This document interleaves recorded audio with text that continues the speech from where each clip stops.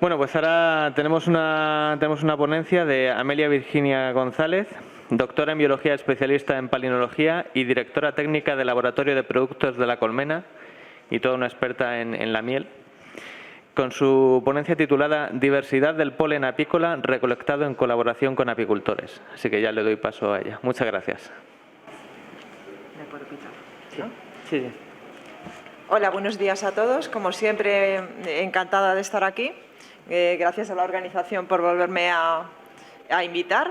Y como siempre, hay siempre personas en el público que merece la pena, que están siempre colaborando con el CIAPA, los apicultores en general. Este trabajo que presento hoy precisamente es trabajo de ellos.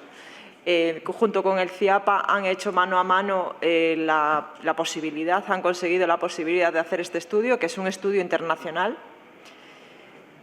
Han sido apicultores de toda España, no solamente de una zona o de una región en particular.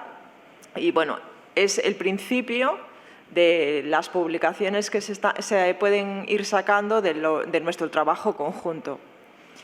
Se llama como la publicación, salvo que está en inglés, y que, como siempre, el compromiso que os he dicho últimamente del CIAPA es pasaros la información, que está a veces un poco difícil de que alcance cualquier apicultor, pues un poco en español, y que podamos pues discutir y ver cuáles son los resultados que se han obtenido, cómo se han obtenido y cómo se ha realizado. Se llama Diversidad del polen apícola recolectado en colaboración de los apicultores, y todos aquellos que habéis colaborado sabéis que forma parte del COLOS.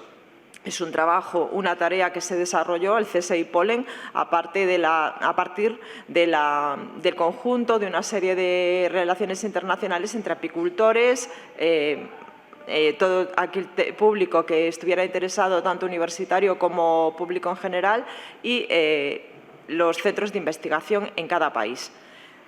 Desde España coordinaba el CIAPA. ¿Cuál fue la necesidad del proyecto? Pues un poco para rememorar qué era lo que estábamos planteando.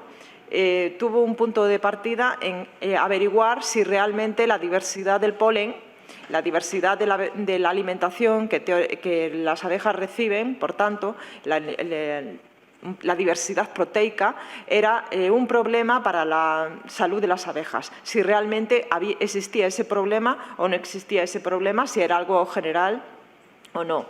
Lo que se intentó entonces es abordar un inventario internacional de la diversidad del polen vinculado al uso de la tierra y al calendario apícola, y determinar si la falta de diversidad del polen es un problema real y, en caso afirmativo, en qué regiones o qué tipos de hábitat serían los más perjudiciales para la salud de la abeja, para el bienestar de la apicultura.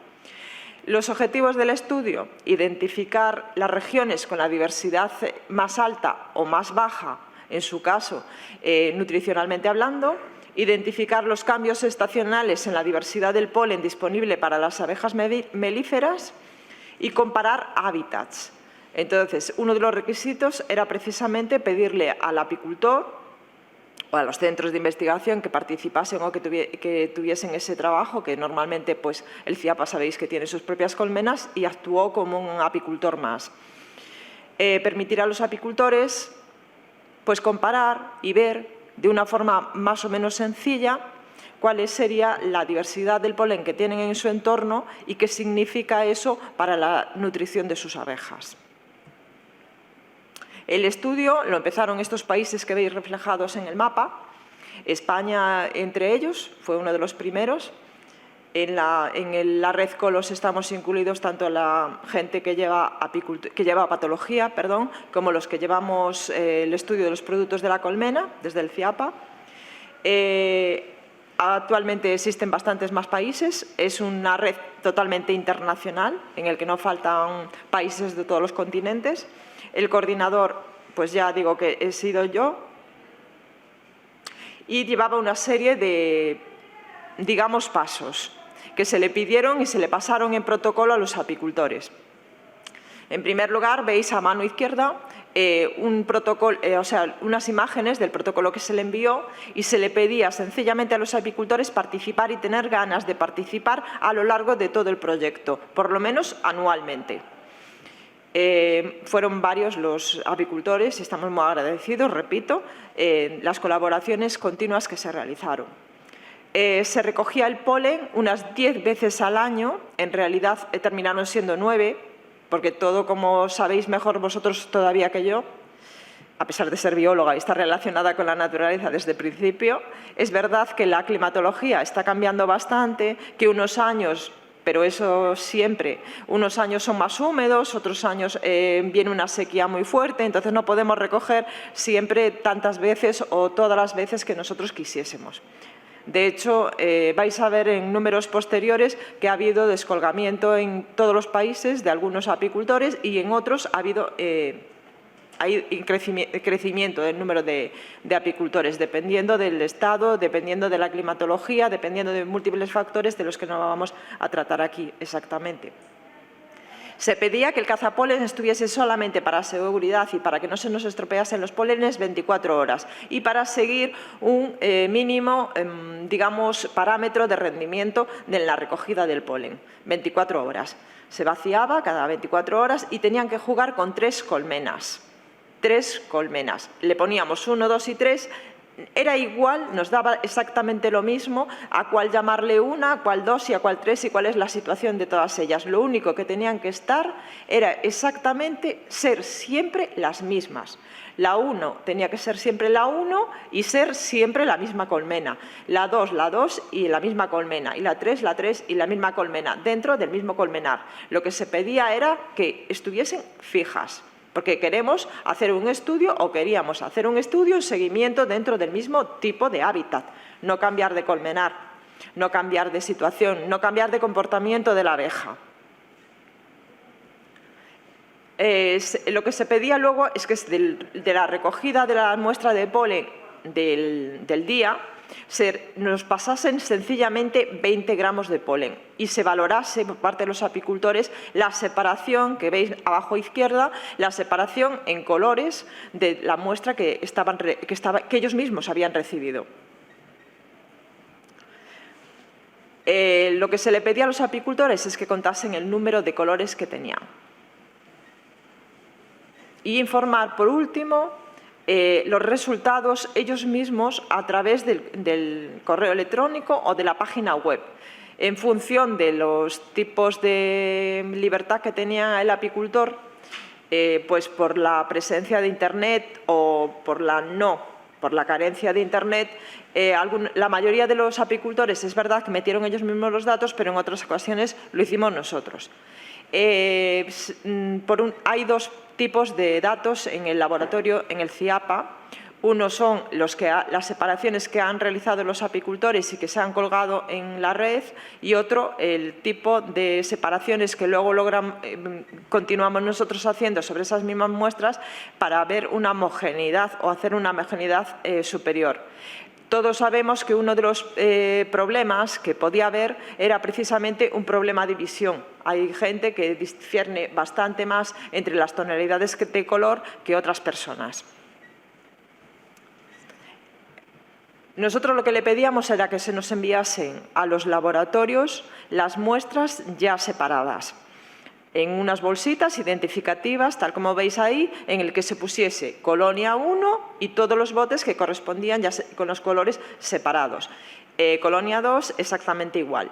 Y tal como veis, eso sería esa fila de colores, esa fila de tubos, son los distintos colores que habría en la misma muestra.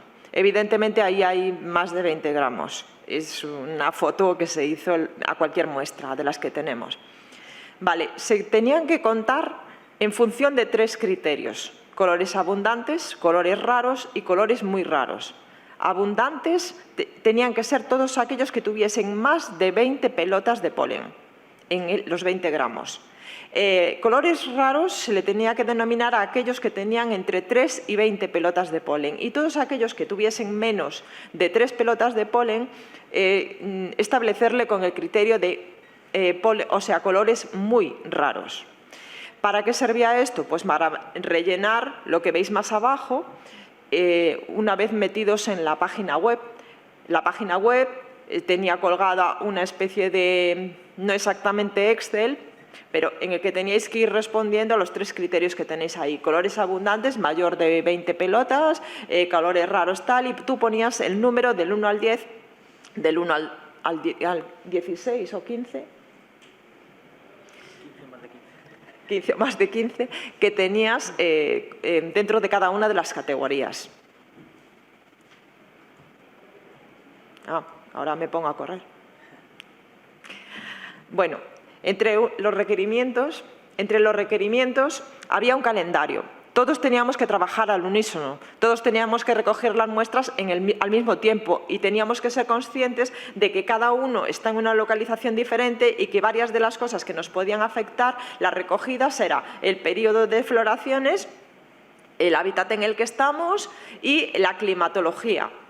Entonces, uno de los criterios que se abordó y que era evidente que nos iba a dar distintas respuestas era un calendario, establecer que en el año 2014 el calendario es el que tenéis ahí, se le llamó Abril 1, empezábamos en abril, entre el 3 y 6 de abril, y terminábamos en agosto 2, que era el 28-31 de agosto.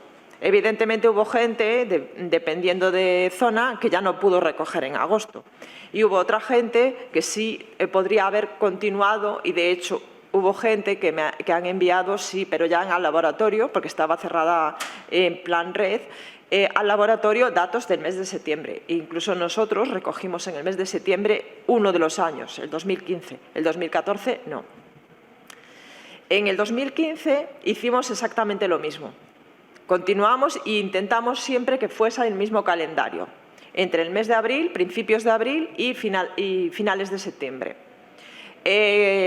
Por parte de la organización, en función de los resultados o de las respuestas que se daban a la pregunta ¿cuál es el hábitat en el que estás?, ellos elaboraron una especie de mapas utilizando, no sé si llamarle paquete informático Corine o geográfico Corine, que tenéis ahí, y ese es un ejemplo del Reino Unido, de una zona que se llama el Gran Londres.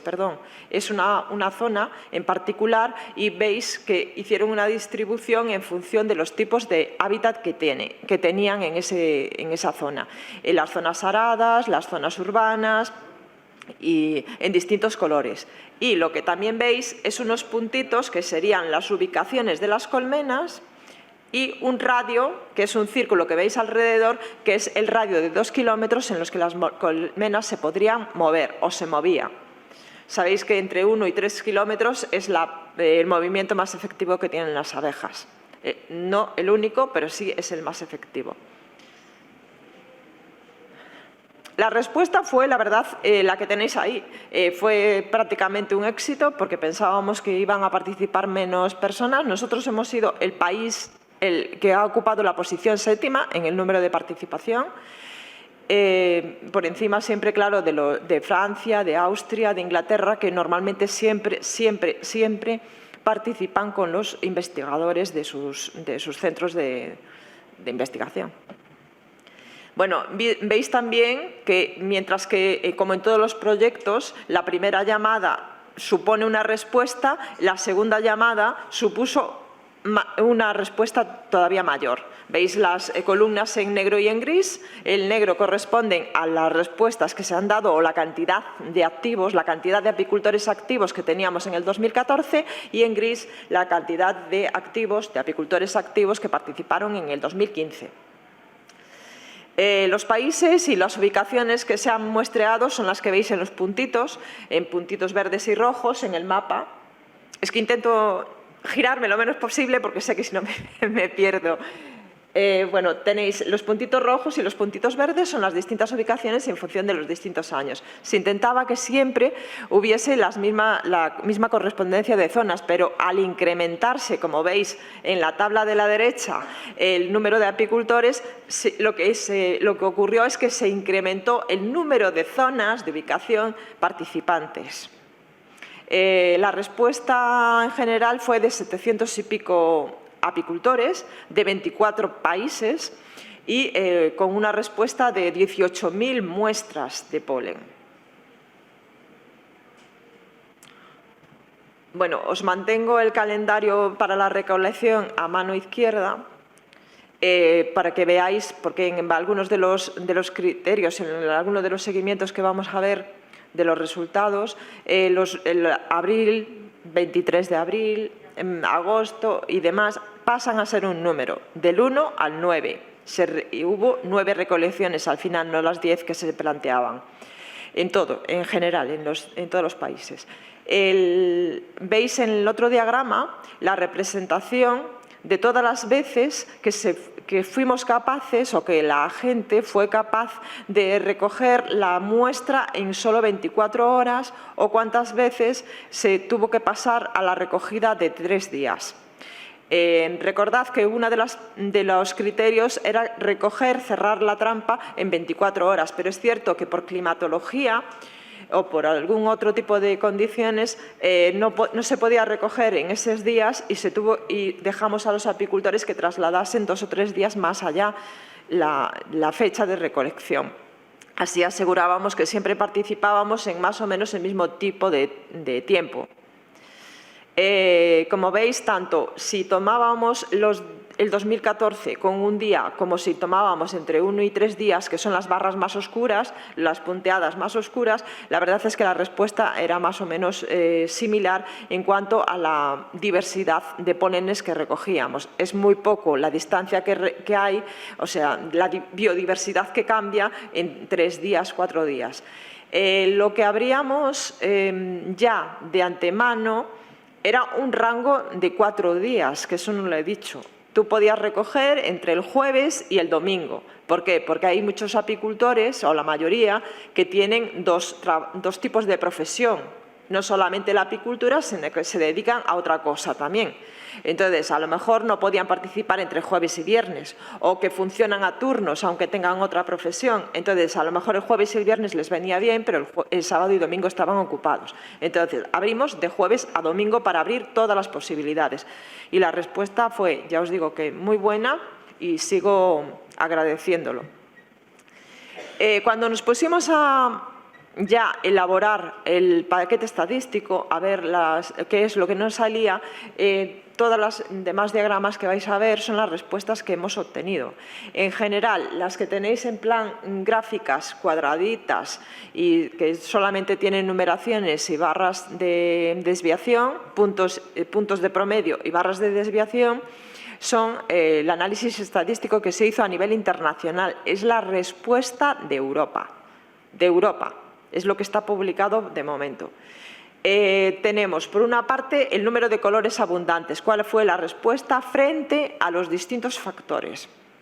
En este caso, hemos cogido solamente el periodo de muestreo. Abajo tenéis en todas ellas, del 1 al 9, recordad que empezábamos en abril, entonces el número 2 es finales de abril y el número 3 es mayo.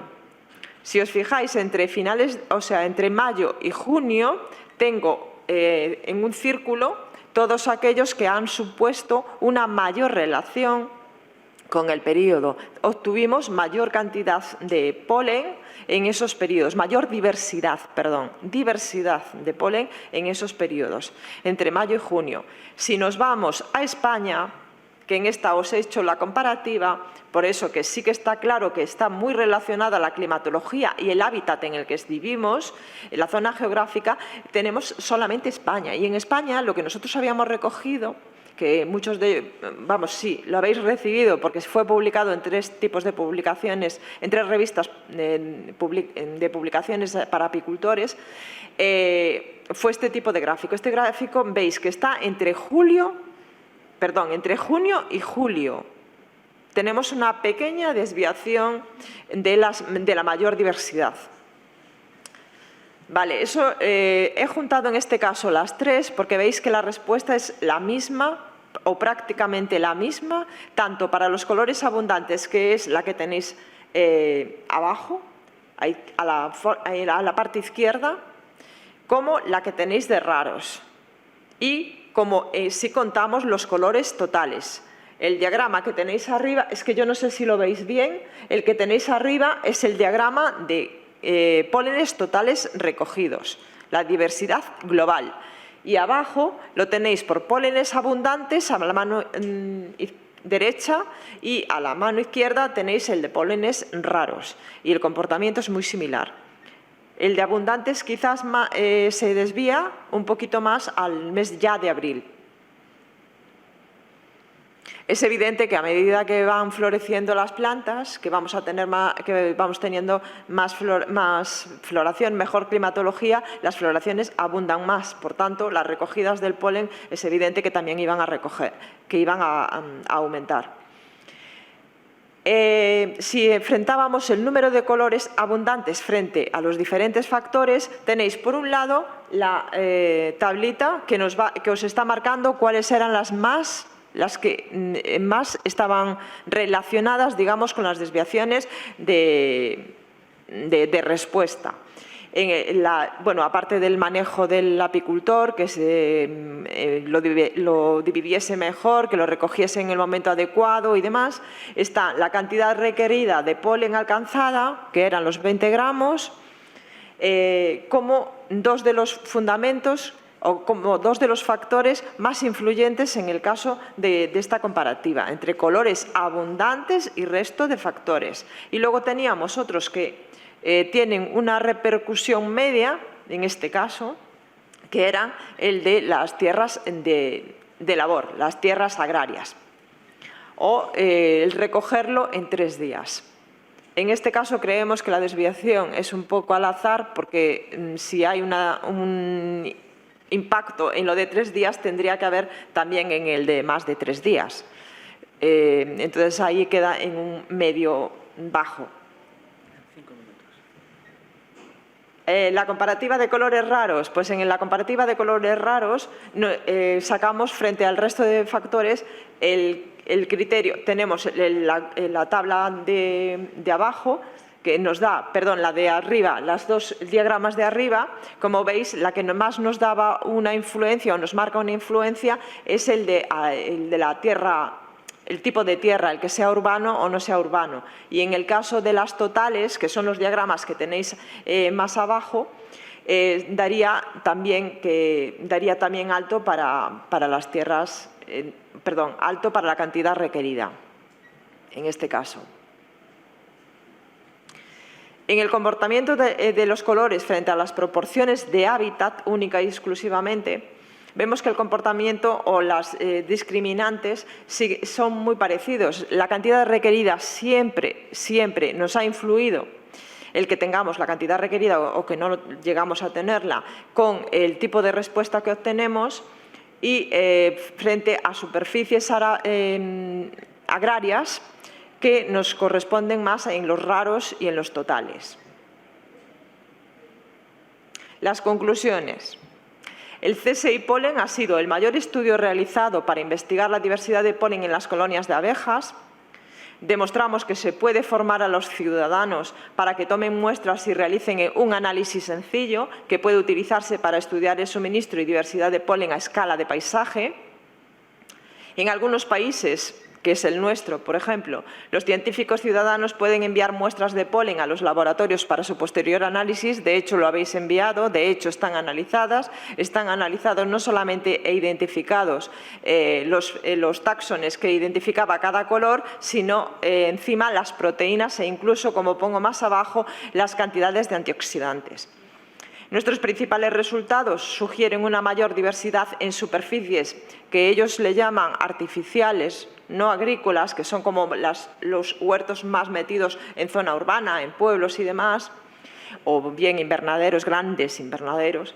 Los resultados de este estudio apoyan la importancia de la disponibilidad de forraje diverso para las abejas melíferas y otros polinizadores silvestres. Hay suficiente diversidad. Y es de esperar que la participación haya aumentado la concienciación, no solamente entre el mundo científico y el resto de agricultores y apicultores, sino también en el resto del público en general. Y continúa el análisis de datos. Esto es lo que tenemos de momento publicado y nos queda lo que os pongo ahí. El origen de las especies pecuariadas, porque todos los países no lo han hecho, el contenido en proteínas y contenido en polifenoles, con lo cual se considera que dentro de X tiempo volveréis a tener resultados. Aquí señalo sencillamente las publicaciones, el tipo de impacto científico internacional en el que vosotros estéis también reflejados y el de revistas apícolas. Y muchísimas gracias. Y gracias por varias cosas. Una, porque nosotros trabajamos sin financiación en este tipo de labores, pero vosotros también.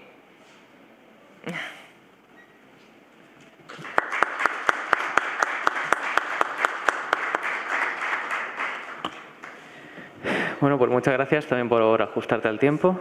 Y nada, simplemente si hay alguna pregunta más. Bueno, ¿alguna pregunta que hacer a la doctora Amelia? Gracias. Hola, Amelia. Hola. Un gran trabajo y además muy necesario, sinceramente. ¿Podemos consultar los datos de antioxidantes, grasas? ¿Los tenéis colgados en algún sitio? No, porque eso no se pidió a nivel internacional de momento. No se nos ha pedido.